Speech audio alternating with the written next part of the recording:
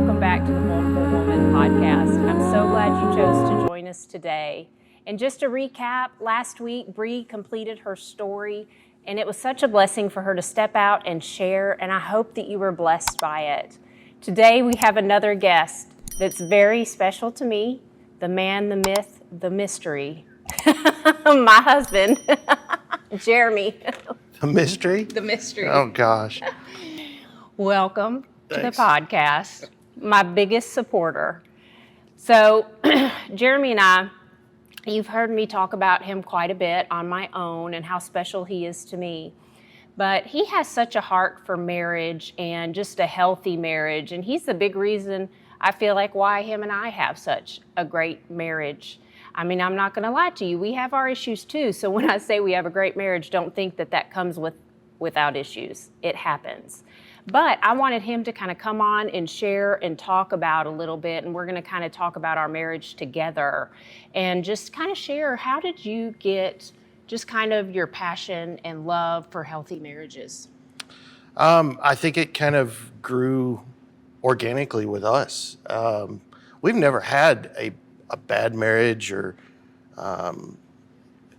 what I would call major difficulties or anything like that. But I remember early on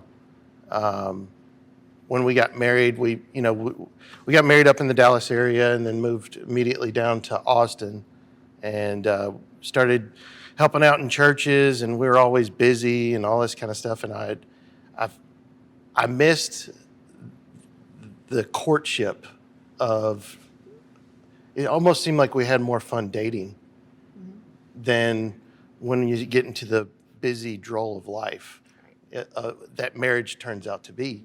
And so, I don't know, I just kind of creatively tried to recreate what it felt like to date. Yeah. And it was fun. Yeah. And from there, it grew. Of course, kids complicate things. I love my daughters more than anything, but they tend to block those moments that you are readily available when you don't have kids of intimacy, of fun, of just being able to pick up and just randomly go wherever you want to go. And so once kids came in, then I had to get even more creative. Sure. And it just kind of grew into this thing of, like a challenge, almost like a game challenge where, okay, we got a new obstacle in our life, in our marriage. How can I get around that? How can I figure out a way to surprise my wife and make her feel special even though we're so busy in life? Well, and I just want to say too, like when we kind of started that journey, that was not actually an easy thing. No. When you and I started it, it's not like you came to me and said, "Oh, we're gonna go and do this, and it's gonna be fun." I mean, it wasn't. It was. We had to have tough conversations. So it wasn't just like this thing that you started doing where we just slid right into it easy. It took a lot of conversation and hard conversations, especially for me. Yeah, I mean, you had some reluctance on some things, and I remember one conversation in particular, and looking back, I kind of regret my approach. I tend to be you know me better than anybody. I'm a blunt person, and well, as most men, you are a fixer. Right. If there's a problem, I'm going to fix it. Right. And I was frustrated, and I remember we're sitting in the car. We were going to go to lunch somewhere, and you kept asking me, there's something up with you. There's something up, because you're very intuitive, especially with me, and I didn't want to have the conversation, but you kind of kept pushing towards it, and finally, the only way I knew how to say what I needed to say was, "I'm bored." Mm-hmm. I remember, because I was mad. Oh yeah. Yeah, I was very mad. When he said it, I did not receive it well, as most people wouldn't. When your spouse comes to you and tells you that they're bored, it's a tough thing to hear, because as a woman especially, your mind shifts to different things. Once you have children, you really prioritize being a mother, and sometimes we start to forget about our spouses because we're so focused on being a mom. Yeah.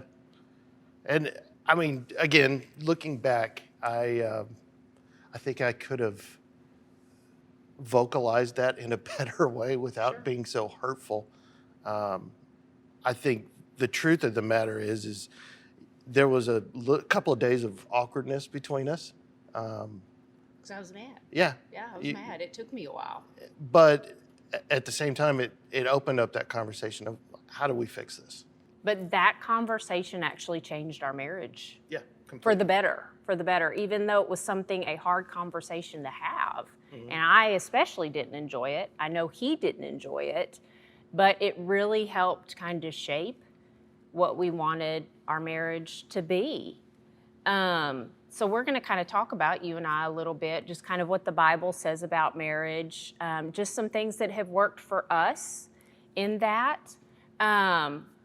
So we're going to start on kind of how we feel like our marriage has been successful. Again, when I say that, I'm not saying that our marriage has not been without problems. Yes, It's not perfect. No.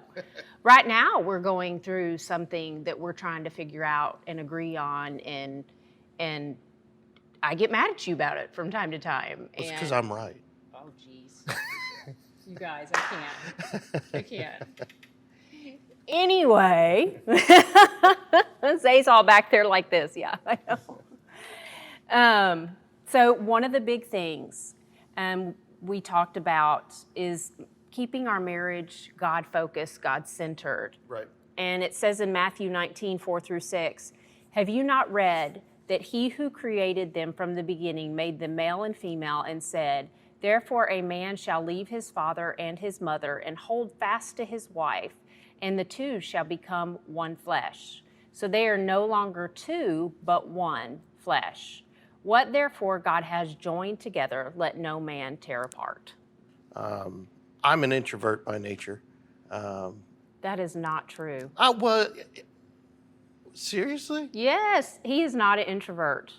Okay, I'm outgoing once you get me to a certain point, but initially, I like to be soft-spoken. Are we gonna have an argument right on the podcast? No. I'm just over here. He's like, "I'm an introvert," and I'm like, I feel that. "No, Okay. tell the truth. You are not." He said he's soft-spoken. Are you?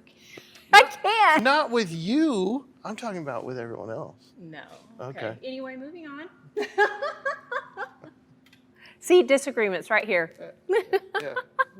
Anyway, go ahead. See, you made me lose my train of thought. Church community. Yes, church community. Community's always been important with us because, we need other marriages, Christian marriages to have friends with that like-minded things. Yeah. And we wanted that for our kids too. And Yes. that's why we've kind of nudged them into different youth group and all that kind of stuff because we want them to have that community. Some of my fondest memories as a teenager were at youth camps and with youth groups, and all my closest friends were from church. So that's always been a huge thing for us is wherever we've moved, because we have moved a bunch, we always tried to find a good, healthy church for the whole family. And that you're right, it's not easy. Right. And not just that, but we want to find a place that if we were ever to struggle or if we're going through something, to be able to find those people that will surround us and support us and That we trust. and that will give us good counsel. You want to make sure that you have that surrounded by you. And one place is our small group. That we've kind of built that relationship. We've built that relationship with Zay and his wife, who've been great friends. We even still keep in touch with friends from Waco who've influenced our marriage. The gentleman who's a pastor that did our premarital counseling, him and his wife were a big influence on us and the way we have shaped our marriage. So There's so many people that have encouraged us and walked beside us and listened to us and just really supported us on our journey. And so that is something that's been so important with keeping a God-centered marriage. And not just that, but also we have to encourage each other with prayer time. One thing Jeremy's always so good at is if I'm complaining about something or talking about something that's bothering me, one of his first questions to me is, have you talked to God about it? And probably 90% of the time, I'm looking at him going, no, because he knows I probably wouldn't be coming to him complaining about it if I would have talked to God about it first. Seems like a logical step. It does. Well, that's the truth. It does seem like a logical step, but we don't always go that route. My initial route is to always come to you first, because I look at you as my safe place, which most women do with their spouses, but God has to be that safe place first. And that's one thing we've always tried to do is God, family, or God, marriage, and then kids. And I think sometimes married couples struggle with that. About a lot of times they'll put their kids in front of their marriage because, Or in front of God. yeah, or in front of God, because kids create, and this is not a bad thing, kids create a lot of busyness in our life, right? Because they're involved in sports, or you're driving them to school, or they have an award ceremony, or they're bored, and so you're trying to figure out things for them to do so they can occupy a lot of our time.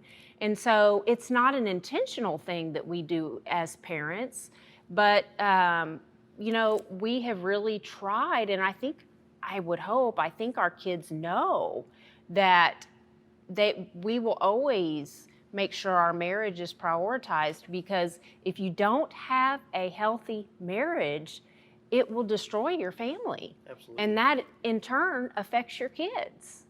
So you really want to make sure that you're keeping your marriage a God-centered, God-focused marriage, and just really giving that to God. Have we been perfect at that always? No. But we've made it a priority. We've made it a priority, yes. I would say it comes across, the initial thought of putting your marriage before your kids, it comes across as selfish. It's actually not. It's the opposite of selfish. Yes, our kids are so important to us, and we put so much money and time and investment into their lives, but the whole family unit started with the marriage, right? It started the day that we decided we were going to spend the rest of our life together.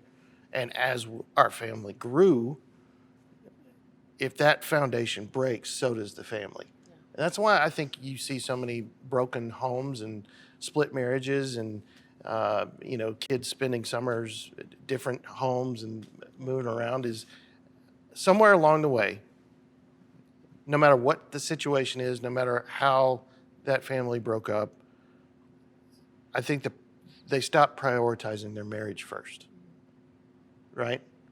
And to correct, really, especially a Christian home.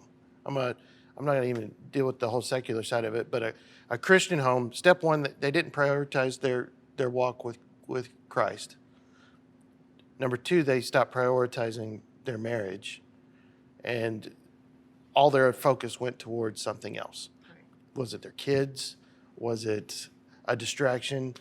But if those two things aren't in order, God number one, marriage number two, if that priority list isn't there, then something's going to distract you and break the walk along the way. Right. Well, I remember there was even a time with our oldest daughter. She has always been very involved in dance, and I remember, and actually she was the one that made the decision, not us, but I remember she was dancing like 7 days a week. I was up there with her, and I remember, Jeremy, you coming to me and saying, I feel like I never see you. Yeah.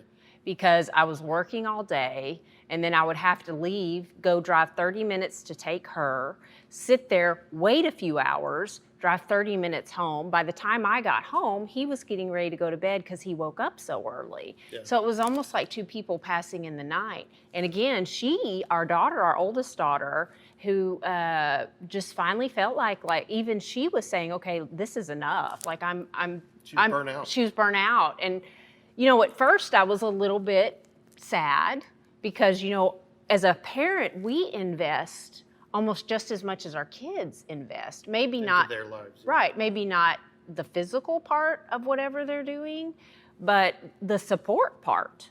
And so, but then as kind of time moved on, I look back and I'm grateful she made that choice because I got time back and with my husband, and it gave us other opportunities.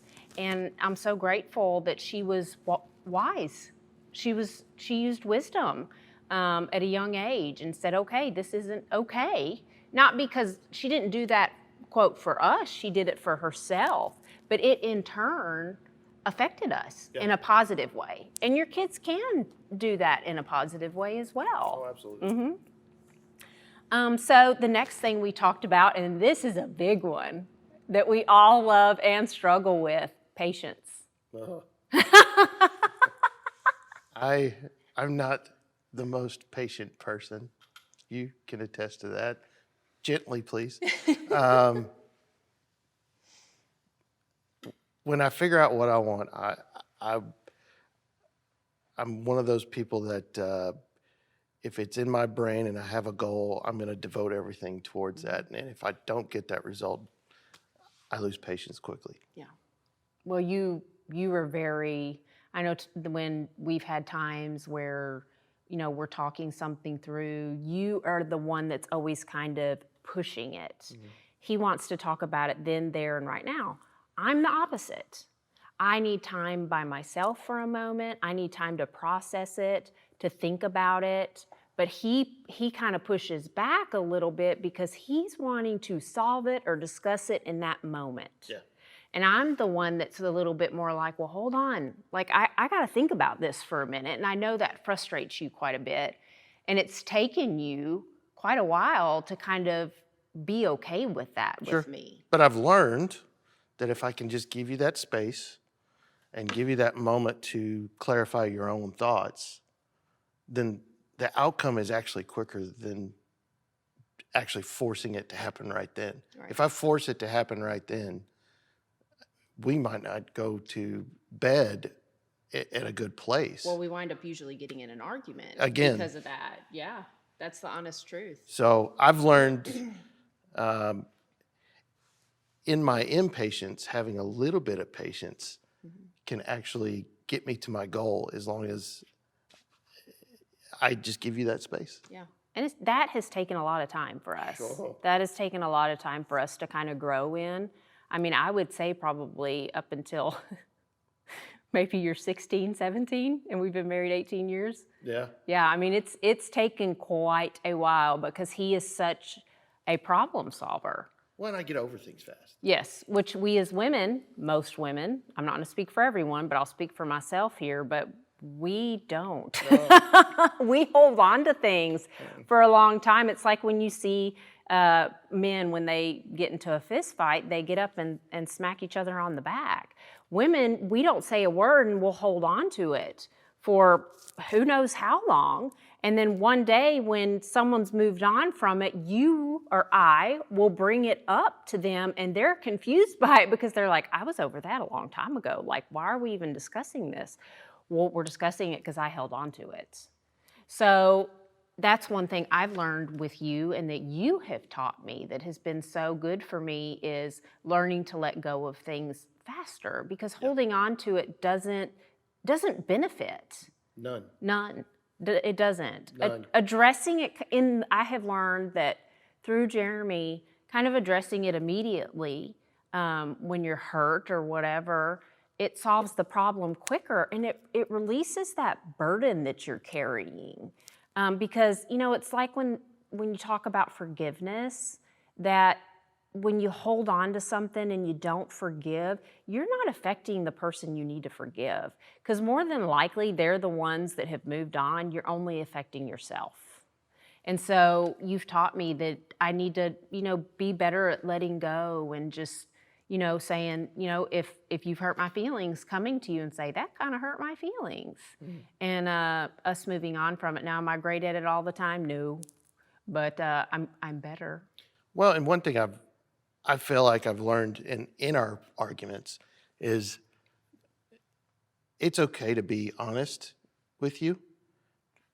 It's not okay to be vindictive in my honesty. Yeah. Does that make sense? Yes.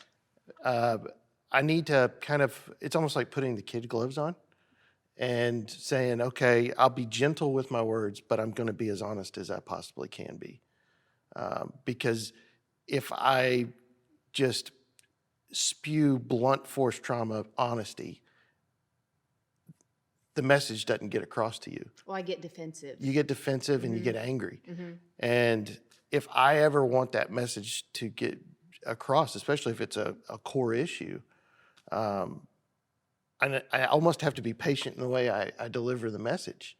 So there's patience again that I suck at. But I think patience is something any of us can grow in every day in so many things, whether if it's our work life, our married life, with our kids, just with friendships, whatever that looks like. Patience is always a tough thing in any type of relationship to grow in. And that's I always hear people say, don't pray for patience, because God will test you in that. And it's like everything starts coming at you to be patient, And but it's a hard lesson to learn, patience. I remember one conversation. I don't remember how long ago it was, but it was quite a ways back. But we were in an argument, and you were pretty mad at me. And I remember looking at you, and I don't remember my exact words, but I basically said, why can't you just forgive me like you forgive the kids? Yeah. That stuck to me too. And And to this day, it sticks with me. And I mean, essentially the message I'm saying is you have so much grace for our kids. How come you don't have grace for me? Right. And I remember that conversation. Because we still argue about little things and whatnot, but when I look back at how our marriage has morphed into a better communicative relationship, that's one of the conversations that definitely sticks out to me. Well, I remember, I think when you said that to me, I looked at you and I go, that's not true. But then I think after I processed it a little bit, I was like, oh, I think that is kind of true, because kids, when they get in trouble or you get on to them or you're upset with them about something, they come to you, Mom, I'm sorry, or Dad, I'm sorry. You're almost kind of like, well, I already forgave you. Like our kids, it's almost like an automatic forgiveness, even before they say that they're sorry. But with our spouses, it's not an automatic forgiveness. And we, again, want to hold on to that thing and almost, quote, punish them for what they did. And we shouldn't, especially, we shouldn't treat marriage like that. We should be quick to forgive our spouse. Now, if they've done something that is, trying to think of the word, but just morally offensive. Yeah, that's great. It's okay. Yes, forgive them. It's okay to make them work to build the trust back. Yeah, it takes time for that person that has been offended to heal. Yes. And that's okay. Yes. But forgiveness is the initial step. That's right. So I want to read a little bit of scripture with patience. It's 1 Corinthians 13, 4-5. And I'm sure we've all heard this 1,000 times, but it's such an important scripture. It says, even if I dole out all that I have to the poor in providing food, and if I surrender my body to be burned, or in order that I may glory, but have not love, I gain nothing. Love endures long and is patient and kind. Love never is envious, nor boils over with jealousy, is not boastful or vainglorious, does not display itself haughtily. It is not conceited, arrogant, and inflated with pride. It is not rude and does not act unbecomingly. Love, God's love in us, does not insist on its own rights or its own way, for it is not self-seeking. It is not touchy or fretful or resentful. It takes no account of the evil done to it. It pays no attention to a suffered wrong. One person told me this a long time ago. That is the true definition of love, but it's God's love for us, right? And so our job is, our ultimate goal is to be as Christ-like as possible, To model after. to model after how Christ loves us, how God loves us. When you're going through that list, love is patient, kind, does not envy, doesn't boast. I mean, I could go through 3 of those things and go like, I've already lost, you already lost me. Yeah. It's about trying to attain that. And maybe it's never attainable. I don't know. But we can do our best. You can do your best to try. That's right. That's right. The only person that was ever perfect at doing that was Jesus. The rest of us, we're just still trying to attain the best we can to meet those things. And none of us will ever be perfect at it. It's just not possible. Again, the only perfect human that ever walked the earth was Jesus Christ. But our goal is to try to chase that. Right. And to do the best that we can in life and in our marriages, to make sure that we try to live those out. And like I said, none of us are going to be perfect at it, but we got to do our best. Right. So another one that we've kind of touched on just a little bit is forgiveness. And you kind of addressed that a little bit with us. Ephesians 4:32. I said Ephesians. Okay. My husband makes fun of the way I say it. Ephesians. I say it with a V. Yeah, he makes fun of me. Anyway, Ephesians 4:32. Good job. Yeah. Be kind and compassionate to one another, forgiving each other just as Christ forgave you. And that's a tough one too. And it's like you said, I really had to work on that because I was so quick to forgive our children, but I would want to hold on to it and almost punish you kind of for whatever was going on by not, and when I say punish you, I mean like by not speaking to you, right. Shutting down from you, withholding things from you. And that is the complete wrong. Right. And it took you saying that to me for it to finally click. And ladies, yes, I'm going to say this on the podcast. One of the things that I really encourage you on is do not withhold intimacy from your spouse because of that you're mad at them or anger or anything, because intimacy is your connection with one another. And I have done that. I have withheld intimacy when I've been angry at you for something. And I think you and I have had that conversation as well. And in some of the books that we read, they talk about that's such an important thing. Don't withhold intimacy because that's a form of trying to control. And we're supposed to be partners. Right. And work together. And that is such an important thing in a marriage.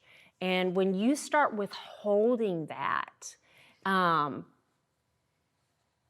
number one, you're trying to control in a wrong way, and you're hurting your spouse by doing that. Right. Maybe the first time to them it's not a big deal, but as it goes on.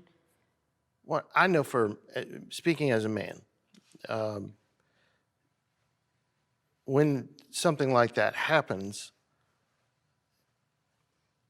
there's no more of a vulnerable moment for a man than that moment of intimacy with his wife, because he can't feel more loved than in that moment. At least that's my take on it. And it's almost like feeling like your wife's mad at you and that's your punishment is kind of how that comes across. And then all of a sudden resentment starts building in. Well, if she's going to be mad at me about this, then I'm going to do this. There's a great reel on Instagram that I've sent to you before, and I send to a bunch of my friends. It's like, my wife's mad at me, so this is what I'm going to do. And he goes through and he like unscrews all the light bulbs, and he like flips the breakers off, and he turns the water off to the toilet. And he's like, because, if she's going to be mad at me, well, she's going to need me to fix all this stuff. Right. And then it becomes this tit for tat kind of thing. And that's not what you want, No, absolutely not. Absolutely not. because then it becomes a competition. Right. Who's going to eventually win? And the truth is, no one will. Well, and that's the importance, though, of forgiving quickly. And it's not always easy to do. It's probably 99% of the time hard to do. Yeah. But it's a way of showing love. And like I said, if it's something that is super extreme, sure, that forgiveness takes more time and more healing and things like that. But, with little things, let's just forgive and move on. And I'm sure you just watch, I'm going to say this, and something's going to happen. And I feel like God's going to test me to see, can I live that? Can I forgive quickly? Right? I always think, you sit up here and Can I point to the podcast when that happens? no. But we'll sit here and we'll talk about these things, and there, your challenges will come up in your life. Right. And so I kind of giggle at that, because I sit here and I'm talking about it, and I'm sitting here thinking in my head, I'm like, oh, just wait, something's going to happen where I'm going to have to quick forgive, and God's going to remind me of what we're talking about here. And that's the thing. Just because we sit up here and talk about this does not mean that all this is easy for us. 100%. Yeah. So it's just things that we have learned with each Absolutely. other. Yeah. So another one is dating each other. Oh, big one. I think, and that's one of the big things I feel like I've made a priority. I said it at the beginning. It was almost like a challenge, like a game. Like, I never wanted to stop dating you. Even with kids, as much as I love spending time with our two girls, I love spending time with you. I mean, that's where the whole thing started. And I think that pursuit is kind of what's always been a big push in my drive for our relationship, and just getting out. And it doesn't have to be extravagant. It doesn't have to be expensive.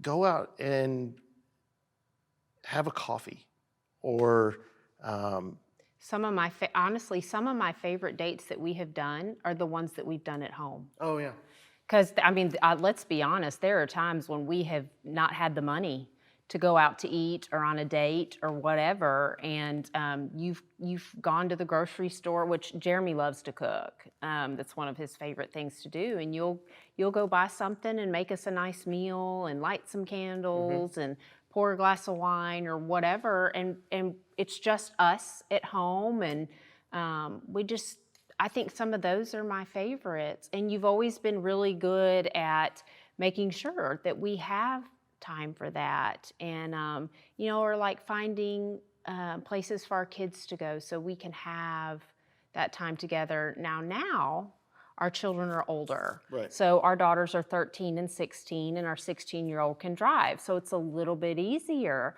But when our kids were younger, it's a lot harder, because when our kids are younger, they are a lot more needy. They need us a lot more. Mom, dad, mom, dad, mom. You're always constantly getting this as a parent. So share with everyone a little bit about how we kind of managed that when our kids were younger. Well, again, number one, we've never lived close to family. The closest, I think, was an hour and a half. Hour and a half. And so to accomplish that kind of stuff, you have to get really creative.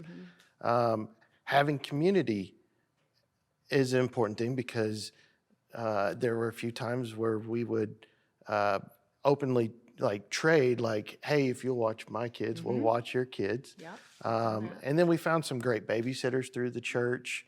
When we lived in Waco, there was a great daycare it was a church daycare, and some of the teachers we met. Yes. So you find different ways, but it was always important to us if we're going to leave our kids with somebody, you got to trust them. And developing that relationship in community is the key, so that you have someone to rely on to watch your kids. But just making it a priority, put it on the calendar, schedule it, whatever you need to do. But even in the times where your kids are very dependent on the parent, our anniversary trip is a great example. And ironically, that it was my dad's idea. This was like 2011, so this is what? And we literally had like no money. I will Oh never yeah, forget that. we're Yeah. poor. We'll say poor. We weren't poor, but we had, we didn't have a lot of money. We didn't have a lot of money. We were like 5 years into our marriage. Yeah. I think. It was just Did we? No, because Savannah was an infant. That's right. We had Gabrielle and Savannah was an infant. Yeah. So my dad, in his wisdom, I don't know if it was written all over our faces or what, but we were just exhausted and stressed, and you've got a toddler and a infant at the same time, and not that that's any different than what a lot of other people go through, but my dad's like, how about you guys just go away for a couple of days? And I'm like, Dad, I can't afford that. And he's like, no. Me and Mom will come. We're going to take Gabrielle and Savannah for a couple nights, and you guys can go stay at our condo in Canyon Lake. And just go, sleep in, rest, and just the two of y'all. And that was a huge pivot shift in our marriage, because all of a sudden we're like, once we got the taste of prioritizing time between me and you, once we got the taste of that, we're like, well, let's plan next year's trip. Yep. And it's kind of evolved into, we go on this trip. At first it was 3 nights. I think it was only a couple. I want to say like 2 Okay. the first time we went, but it wasn't for very long. Now it's like 6 nights. Or Yeah. 5 or 6 nights. We're trying to figure out how we could stay longer. Yeah. And we do it every year. And sometimes we even go on a couple of trips, just the two of us. And we still have vacations with the kids, and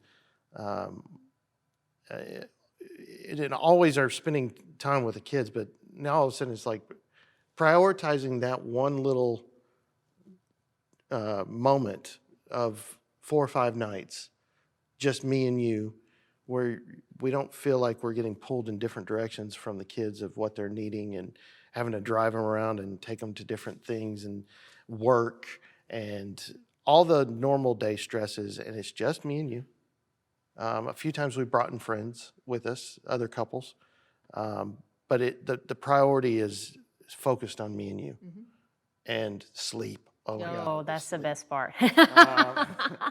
Even though a lot of times we'll wake up just because we're used to getting up for work, we'll just lay in bed. One of us will get up, make coffee, bring coffee in, and we will lay in bed for. But there's no agenda. Yeah, when we go, we do not make any plans. Like we go and we just say whatever we feel like doing that day. And if we feel like doing nothing, we're going to do nothing. It's just it's one of those. And I don't remember exactly, but the first one we went on, I would imagine that it was kind of hard for you to convince me to go because Savannah was an infant. Yeah. And one thing that I kind of learned from that as a mom is your kids, you will come back and they will be okay. I know Bree and Zay experienced that here recently. He's shaking his head. They went and took a trip and came, and while they were gone, they had a tornado. We had a tornado here. And I know as parents being away and you're like, oh, a tornado. And they were with Bree's family, but they came back and they had, I know, some mess to probably clean up, but their kids were okay. And when you leave and you walk away to better your marriage, God will take care of your children. Who they're with, and people will love on them and surround them, whether it be a family member or a really good friend. Now, I know nowadays we have to be really cautious of where we leave our children, but God will bring people into your life to kind of help you with that. And if you don't have that, find a community, find someone you know that you can rely on, because taking time and going away and doing a date night or taking a trip together, even if it's just for one night, 2 nights, whatever that looks like, it is so important to reconnect. It's refreshing. It's refreshing. And I know this last trip that we took, I think this is one of the ones that we had a wonderful trip. Our trip was great. We come home and it's like everything just had gotten kind of thrown at us it was almost from like the moment we walked in the door. Yeah. And this last month has just been very overwhelming. Absolutely. For both of us. And, you know, you go from this peaceful vacation and we just almost came home to chaos a little bit, because here we've had a lot of flooding and we had the tornadoes and we just had some other things going on that have been very... New job. Yeah, I started a new job and that has just been very stressful. Absolutely. For us. And when I think about what we're going through, I look back on that trip and I say, God, thank you for that time of refreshing, because I feel like it kind of prepared us to deal with what we're dealing with right now, because we were able to be refreshed. Had we not been able to be refreshed, I don't know that it would, I mean, it's still hard. I think we'd be fine. I think we'd be a lot more stressed with each other. Yes, that's probably the better thing to say. Yeah. Yeah, with each other, it'd be a little bit more stressful. So, yeah, agreed. Hi guys, thank you so much for joining us on The Vulnerable Woman. If you feel like this content has been valuable to you, please like, share, subscribe on our channel so that others can be blessed by what God has to say to them. Thank you so much again for joining us today. We love you guys. Remember to let down your guard and be vulnerable with God.